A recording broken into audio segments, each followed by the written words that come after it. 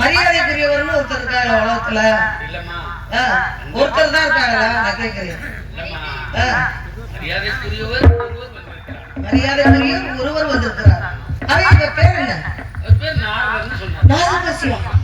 கல்யாணம் வைத்தாரா? எங்கே எங்கே எங்கே?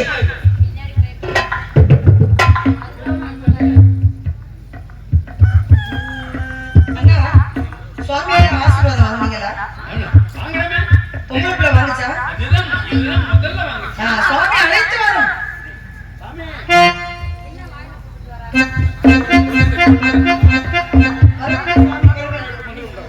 தென்பாண்டி தமிழே,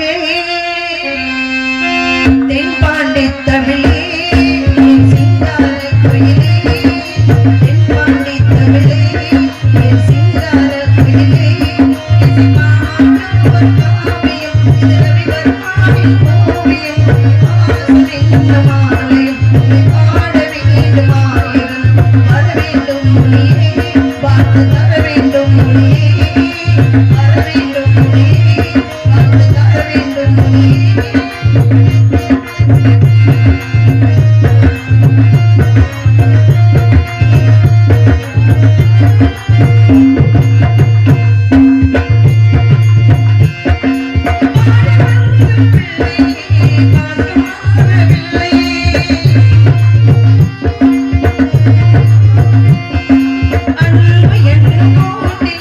ஆடி பாடு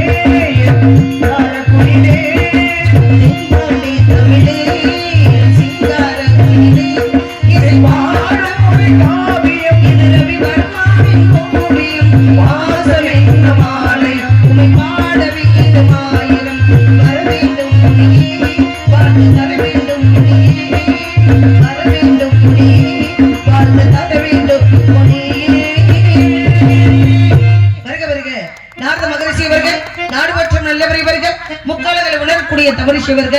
நாட்டிற்கும் நாட்டு மக்களுக்கும் எனக்கும் என்னை சார்ந்தோருக்கும் அண்ணனுக்கு தோழிக்கும் நல்ல ஆசை கூற வேண்டும். அடியாளை நாடி வந்த காரணத்தை விவரமாக எடுத்து கூறுங்கள். வாங்க அண்ணா, சுவாமி கிட்ட என்ன கேட்க போறீங்க? சாமி நிறைய தருவாங்க, நிறைய வாங்கிட்டு போங்க.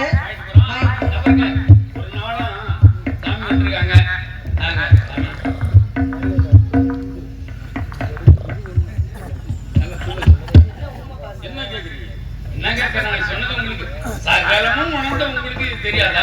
புரியுது, மக்களுக்கு தெரியாம சொல்லுங்களேன். இந்த பெண்ண சரி பண்ணு.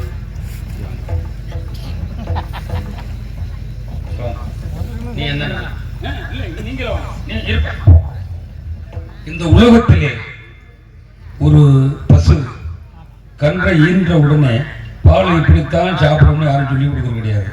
அதுவா எழுந்து போய் பாலை சாப்பிடுது தாயினுடைய மார்பில்.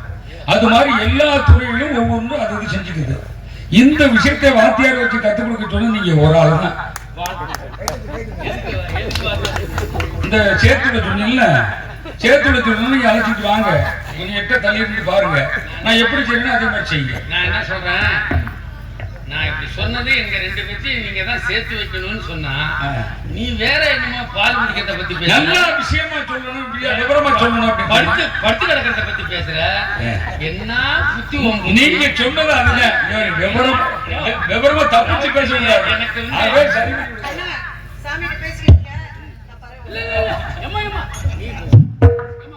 சரி, நாங்க ரெண்டு பேரும் போய் பேசுகிறோம்.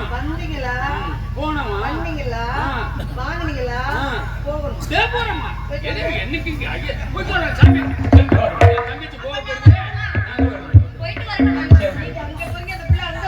அது அவன் இழுக்கிறது இல்லைங்க.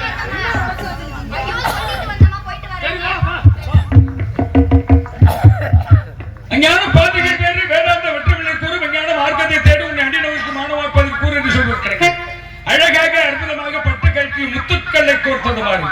அப்படி தமிழ் வார்த்தைகளை முத்து முத்தாக அள்ளி வீசி அழகாக பேசக்கூடிய தமிழ் மதுரை பெண்ணை உன்னை நான் கண்ட பிச்சினேன். இருந்த போதிலும் உன்னை வாழ்த்த வேண்டும் என்று சொன்னால் ஒழுகாத வீடு மாறாத சோறும் கிழியாத ஆடையை பெற்று எப்படி வாழ தெரியுமா? கண்ணகியை போன்றோம்.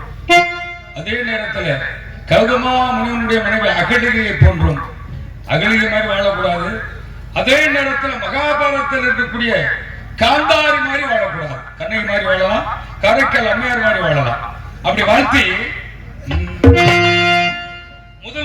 முதல் சீதனம் அப்படிங்கிறது ஆரம்ப காலத்திலே தங்கமெல்லாம் பிறந்த வீட்டில இருந்து மாப்பாடு செல்லுகின்ற போது இந்த மண்ணை எடுத்து பிறந்த மண்ணை எடுத்து கொஞ்சம் முந்தி முடிச்சு அப்படித்தான் மண்ணத்தான் சீதனம் கொடுப்பாங்க.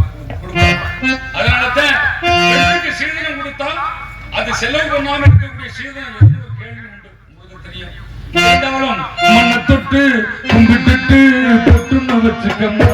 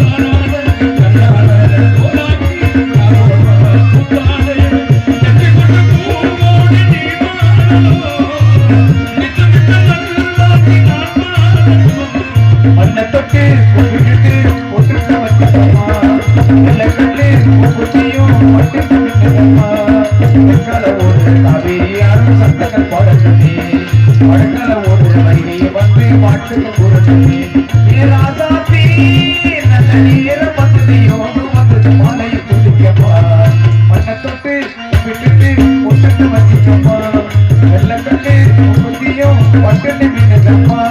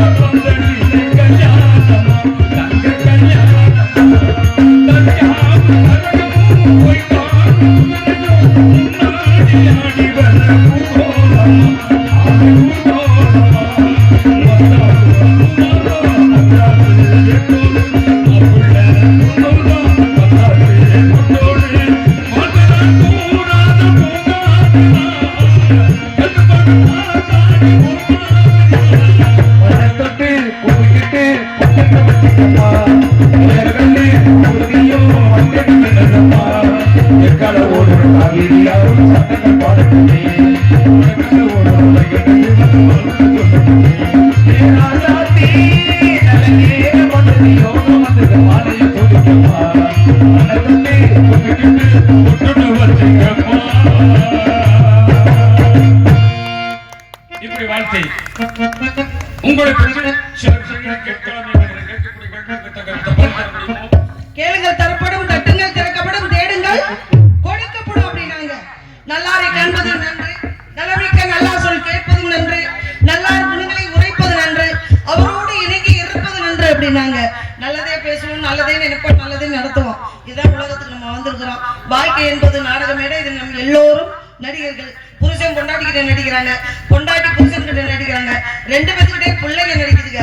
இப்படி அந்த காலமா போயிருச்சு. ஆகையினாலே எதுக்காக வந்தீங்க, என்ன காரணத்துக்காக வந்தீங்க? மண்ணை தொட்டு கும்பிட்டுட்டு பொட்டுன்னு வச்சுக்கலாமா அப்படி சொன்னாங்க. என்ன பெண் பார்த்து திருமணம் முடிச்சு அந்த பெண்ணை புகுந்த வீட்டுக்கு கூட்டிட்டு போகும்போது மண்ணை கொஞ்சம் எடுத்து முந்தில முடிச்சு விடுவாங்க. இதுக்கு என்ன காரணம்? நீங்க பாடின பாட்டுக்கும் நீங்க சொன்ன வாக்கியத்துக்கும் சம்பந்தம் இருக்கு. அதே சமயத்துல இந்த திருவிழாவுக்கும் மண்ணுக்கும் சம்பந்தம் இருக்கு. புரியுதுங்க இல்லையா? மண்ணால வந்தது மகாபாரதம், பெண்ணால வந்தது ராமாயணம் அப்படின்னு சொன்னாங்க. பெண்ணாகப்பட்டவள் வந்து இங்க இருந்து கணவர் வீட்டுக்கு போகும்பொழுது மண்ணெடுத்து ஏன் முடிஞ்சு வைக்கிறாங்க அப்படின்னா, பிறந்த வீட்டு நினைப்பு எப்பொழுதுமே பெண்ணுக்கு இருக்கணும். போனோன்னா புருஷன் வந்து உப்பு புளி 32 வகைன்னு சொன்னாங்க. பணக்காரனுக்கு பார்த்துதான் பொண்ணை கட்டி கொடுப்போம், இல்லாதவனுக்கு கட்டி கொடுப்போமா?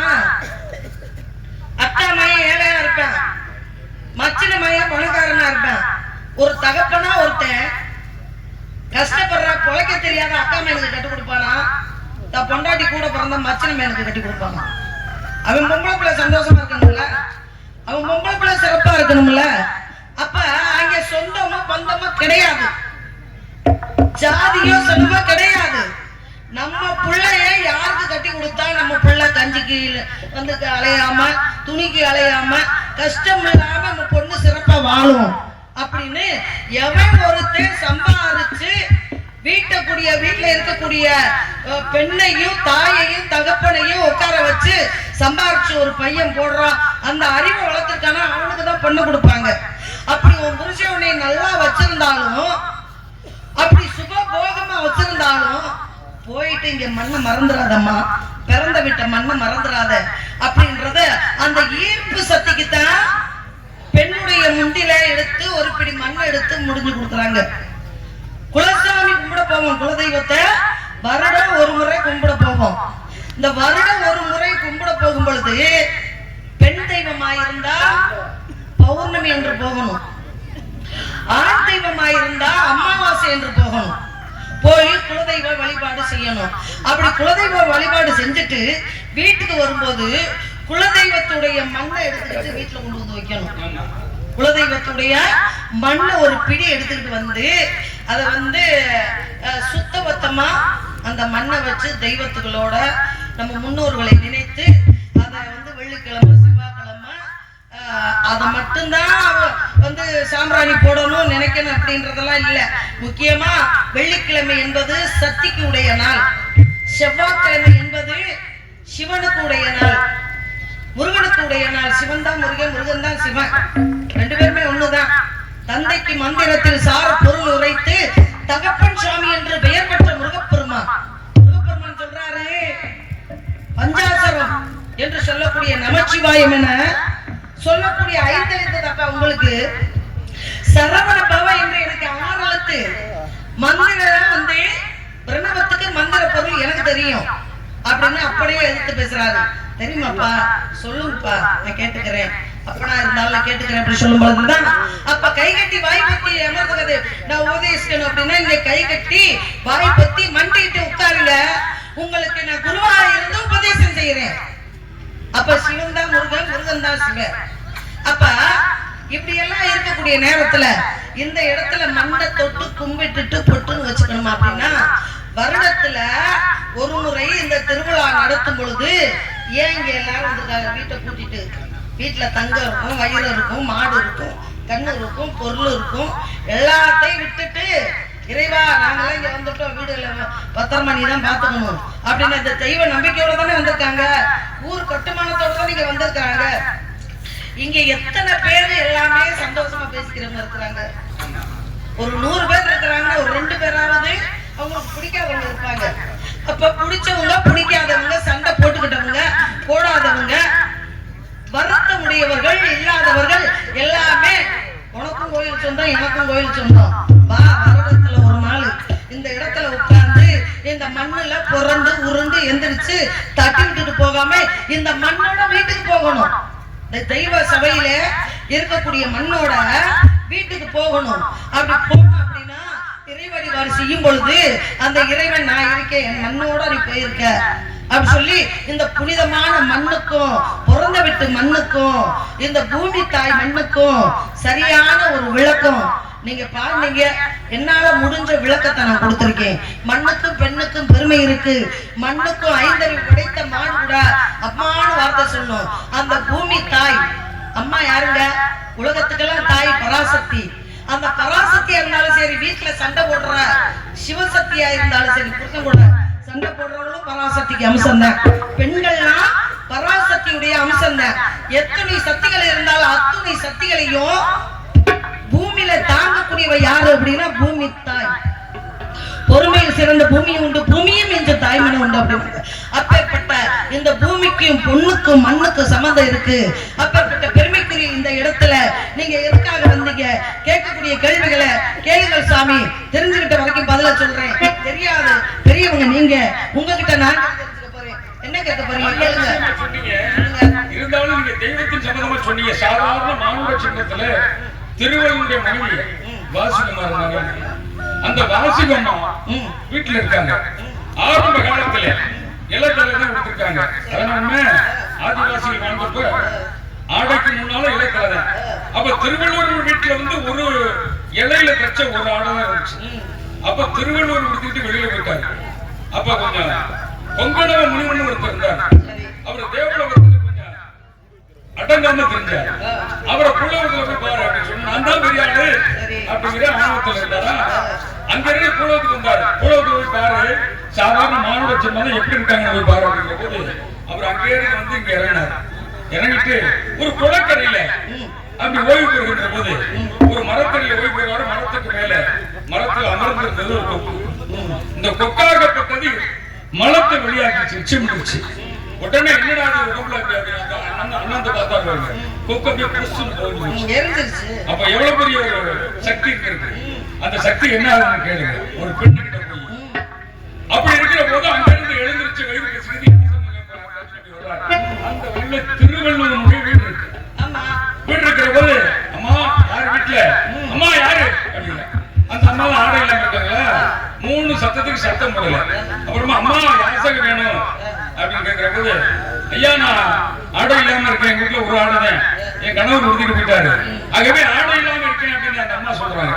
சொன்ன உடனே அந்த முனிவர் தவறான எண்ணம் மனதுக்குள்ள பாருங்க, என்னோட ஆடை இல்லாம அப்படின்னு. அப்பதான் அந்த அம்மா கேட்கிறாங்க, இந்த கொக்கு எப்படி சாம்பலா போச்சோ அது குளத்தங்கரையில நடந்தது. சரி. அப்ப அந்த அம்மா கேக்குறாங்க பெண்ணுதான், டேய் கொங்கனவா கொக்கல்லனா இங்க வீட்டுக்குள்ள இருந்த அம்மாவுக்கு கொக்கன நினைத்தாயா குங்கனவா அப்படின்னு கேட்டா கொக்கன்று எண்ணினாயா கொங்கனவா கொக்கல்லனா அப்படின்னா அவ வீட்டுக்குள்ள ஆடை இல்லாம இருந்த அம்மாவுக்கு எப்படாது? அப்ப நம்மளோட நல்ல பெரியா அப்பதான் அவனுக்கு கொஞ்சம் இடம் வந்தது. தேவலோகத்துல கொஞ்சம் திமிரு பிடிச்ச அலைஞ்சால அத்தோட அவன் திமிரு இறங்கிருக்கு.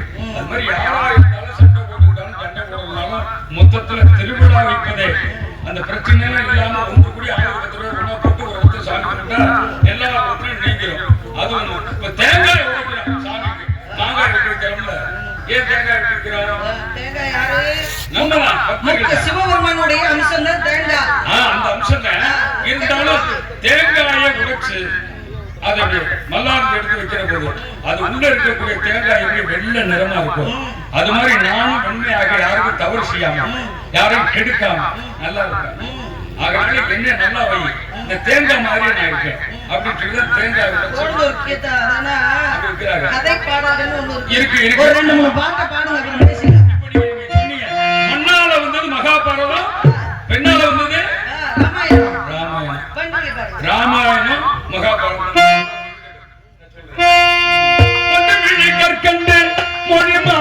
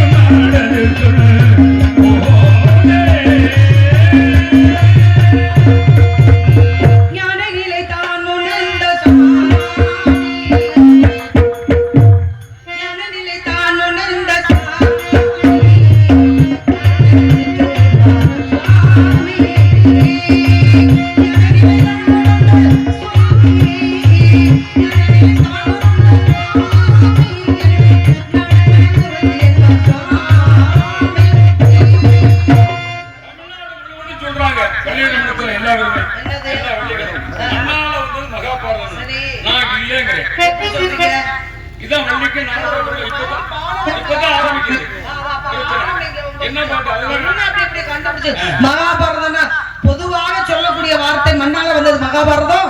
நீங்க மண்ணை பத்தி சொன்னதுனாலதான் நான் மட்டும் விளக்கம் கொடுத்தேன். அதனாலதான் அந்த வாக்கியத்தை நான் சொன்னேன்.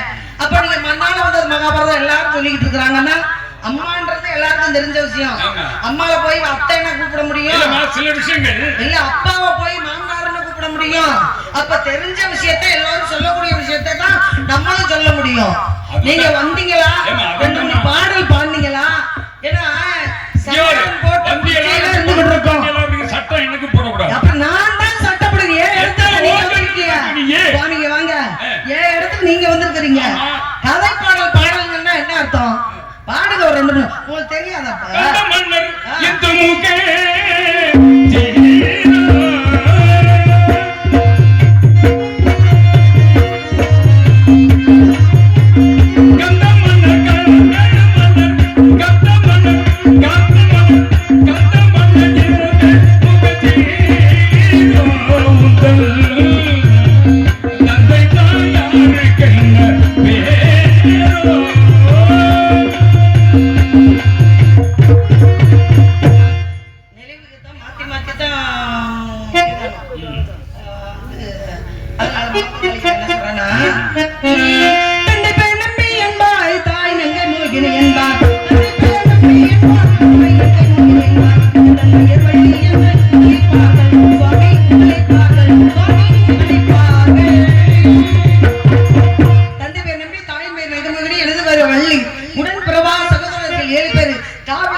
நீங்க எதுக்கு வந்திருக்கீங்க?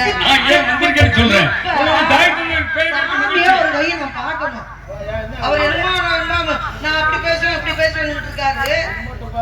அப்படியா? உங்களுக்கு தெரியுது. என்கிட்ட விடக்கூடாது, இருந்துட்டு எங்கிட்டாவது விட்டுக்கணும். அதனால நீங்க ஏதாவது தண்ணி கிண்டி குடிச்சிட்டு வாங்க, ஒன்னும் பிரச்சனை. போயிட்டு ஒரு 1/4 மணி நேரத்துல முடியாது போங்க. சுவாமி சுவாமிங்க வாங்க. உலகத்திலே அரிது மானிடராய் பிறத்தல் அரிது. மானிடராயின் குன்குருடு செவிடு பேடு நீங்க பிறத்தல் அரிது. ஞானமும் கல்வியின் ஐத்தல் அரிது. ஞானமும் கல்வி நயந்த கலையும் தானத்தை செய் தர்மத்தை செய். தானத்தையும் தர்மத்தையும் செய், நீ செத்து விண்ணுலகம் போனவனா உனக்கு சொர்க்கம் கிடைக்கும் அப்படின்னாங்க. அப்படித்தான் அப்பையார் சொன்னாரு. பெரிது பெரிது புவனம் பெரிது புவனமோ நான்முகன் படைப்பு, நான்முகனோ கரியாமல் உந்திய வந்தவன், கரியாமலோ அலைகளை தூய்ந்து அலைகடலோ குறுமுனி அங்கே நடக்கும், குறுமுனியோ கலசத்தில் பிறந்தவன், கலசமோ புவில் சிறுமன், புவியோ அரவனுக்கு ஒருவரு காரம், அரவமோ உமையவள் சிறுவர்கள் மோதிரம். அந்த உமா தேவியாரோ யாருக்கு அடக்கம்? ஒரு ஆணுக்குள்ளதான். தொண்டர்களுடைய அடக்கம் தொண்டரும் சொல்லவும் பெரிதே அப்படி சொன்னாங்க. இறைவனுடைய புகழ, இறைவனுக்கு திருவிழா நடத்துறது மனிதர் தானே. இறைவனும் ஒண்ணு இருந்தாதான் அவருக்கு திருவிழா நம்ம நடத்த முடியும்.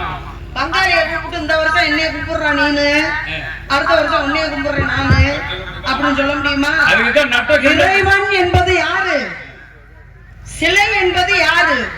கோயில் என்பது யாரு? பொதுவான ஒரு சக்தி பீடம். புரியுதுங்களா? ஒவ்வொரு இடத்திலையும் சிவன் இருக்காரு, ஒவ்வொரு இடத்திலையும் முருகன் இருக்காரு, ஒவ்வொரு இடத்திலையும் விநாயகர் பெருமான் இருக்காரு. ஆனா ஒண்ணுதானே, சிவன்னா ஒருத்தர் தானே. ஒன்றே குலம் ஒருவனே தேவன் என்பது வேறு. சிவன்னா ஒருத்தர் தாங்க, பிரம்மன்னா ஒருத்தர் தாங்க, முருகன்னா ஒருத்தர் தாங்க. எடுக்கப்பட்ட அவதாரங்கள் வேறு. இப்போ கேளுங்க, எதுக்கு சொல்ல வரேன்? முருகன் சொன்னீங்கல்ல, முருகன் யாருன்னா சிவனுடைய அவதாரம்னு நீங்க சொன்னீங்க. அப்ப சிவனுடைய உடல் அந்த நெற்றிகள் இருந்து பிறக்கப்பட்டவர் அவர் இருந்தாலும், மூ என்றால் முகுந்தன், ரூ என்றால் ருத்ரன். அதே நேரத்தில் பிரம்மா, மும்மூர்த்திகள் சேர்ந்ததுதான் முருகு. அப்படித்தான் அவர் பிறந்திருக்காரு. ஆகவே முருகனுக்கு நிகர் எதுவுமே கிடையாது. அதனாலதான் சுவாமி கந்தன் காலடியை வணங்கினால் கடவுள்கள் யாவரையும் வணங்குதல் போல அப்படின்னாங்க.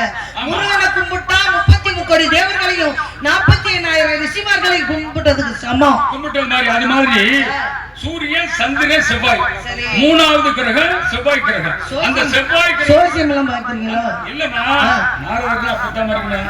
இப்ப மேஷ ரிஷபம், மிதுனம், கடகம், சிம்மம், கன்னி, துலாம், விருச்சிகம், தனுசு, மகர, கும்பம் சொல்லி 12 ராசி சொல்றாங்க, சூரியகாரன் சொல்றாங்க. நம்ம மாறி பிள்ளைகள் சொல்லல, நீங்க எல்லாம் தப்பி காத்து விட்டுற மாட்டீங்களா? அது மாதிரி சூரியன், சந்திரன், செவ்வாய், புதன், குரு, சுக்கிரன், சனீஸ்வரன், ராகு சொல்லக்கூடிய 9 கிரகங்கள்ல 3வது இடத்தில் செவ்வாய் கிரகம். அந்த செவ்வாய்க்கு அதிபதி யாருன்னா முருகன். அப்ப இந்த முருகன் நம்ம வணங்கணும்னா நமக்கு இருக்கக்கூடிய இன்னல்கள், செவ்வாய் தோஷம் அத்தனை நீங்கும் என்பது ஐதீகம். ஒரு விஷயம், 5 படை வீடு முருகப்பெருமானுக்கு. இதுல முதல் படை வீடு எது? திருப்பரங்குன்றம். 2வது படை வீடு திருச்செந்தூர். 3வது படை எங்க அப்படின்னா பழனி. பழனியா? செவ்வாய் கூடியவர் யார் அப்படின்னா, ஒருத்தருடைய ஜாதகத்துல செவ்வாய் உச்சமாக இருந்தா ஏதாவது சிறு தவறு பண்ணான்னு வச்சுக்கோங்களேன், இந்த காவல்துறைன்னு சொல்லுவாங்கல்ல, அவர் காவல்துறைய இந்த செவ்வாய் உச்சமடைந்தவர்கள் ராசியில செவ்வாய் உச்சமடைந்தவர்கள் இருக்கும் பொழுது அவர்கள் ஏதேனும் சிறு தவறுகள் பண்ணியிருந்தா அவனை இன்னைக்கு குடிக்காம விடக்கூடாது அப்படின்னு போவாங்க. அப்படி போகும்போது அந்த செவ்வாய் கிரகம் உச்சத்துல இருக்கக்கூடியவன் முகத்தை பார்த்துட்டானா இந்த காவலர்கள் இருங்கனே இப்படி சொல்லக்கூடாதுனே, தெரியாம சொல்லிட்டு இருக்கேன். என்ன கேள்வி கேட்கறீங்க? திருமணம் முடிந்த பிறகுதான் ஆறுபடை இது நடந்துகிட்டாரு, இன்னும் கல்யாணம் ஆகல. அவரு தூக்கத்துல பேசுறாரு. 5 படைய வீக்கத்தை சொல்லணும்னே லேட்டா புரியுது. இருக்கட்டும், ஒரு விஷயம் சுவாமி. அப்ப இந்த செவ்வாய் உச்சம் அடைந்தவன ஒரு தவறு செஞ்சுட்டா காவலர்கள் இன்னைக்கு அவனை பிடிக்காம விடக்கூடாதுன்னு வருவாங்க.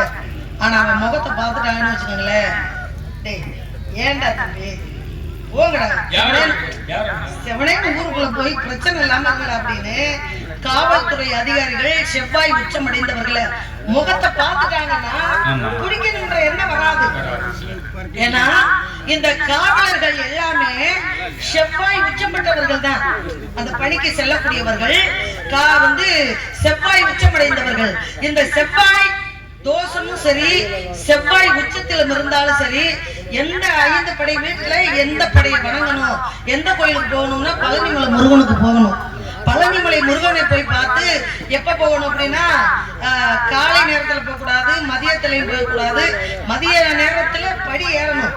ஆனா சாயந்தரம் பொழுது சாய்ந்த நேரம் இருக்கு பாத்தீங்களா, அப்பதான் ராஜ அலங்காரத்துல இருப்பாரு. இந்த செவ்வாய் உச்சம் பெற்றவர்கள், செவ்வாய் தோஷத்தினால பிரச்சனையா இருக்கக்கூடியவர்கள், திருமணம் முடிக்காம இருக்கிறவங்க, இவங்கெல்லாம் வந்து சாயந்தர நேரத்துல ராஜ அலங்காரத்தை பார்த்தால் செவ்வாயுடைய தாக்கம் குறைந்து அவர்களுக்கு நல்லது நடக்கும் என்பது ஐதீகம். அதே மாதிரிமா இப்ப ஆணும் பெண்ணு இந்த பூலோகத்துல அப்படி குடும்பம் பண்ணணும் அப்படிங்கிற போது பகல்ல 4 ஜாமம், இரவுல 4 ஜாமம். பகல்ல 4 ஜாமம்னா நாமளும் 12 மணி நேரம், இரவுல 4 ஜாமம்னா நாமளும் 12 மணி நேரம்.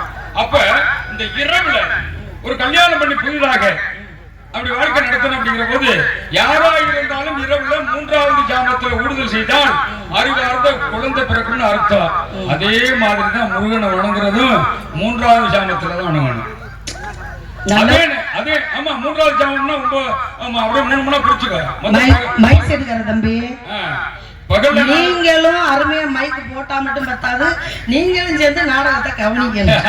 என்ன விஷயம் சொல்லிட்டு இருக்கிறாரு? இல்ல நீங்க சொன்ன ஒரு விஷயத்துல ஒரு விஷயம் இருக்கு பேசணும். சொல்லுங்க. இப்ப பகல்ல 4 ஜாமம், இரவுல 4 ஜாமமா? இந்த இப்படி 3வது ஜாமத்துலதான் ஊடுதல் செய்யணும்.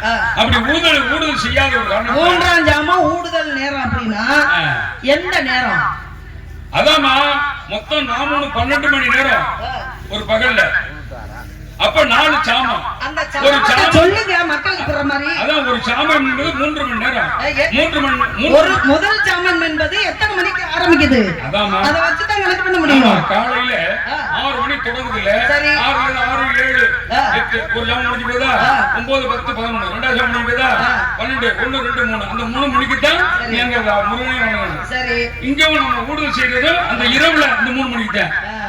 அந்த இரவுல 3 மணிக்கு அப்படி ஊடுதல் செய்யாம தவறான வழியில குறுக்கு வழியில போறாங்கல்ல, அங்கதான் எப்படின்னா சுக்கிலம் சுரோனிதம் என்று சொல்லக்கூடிய 2.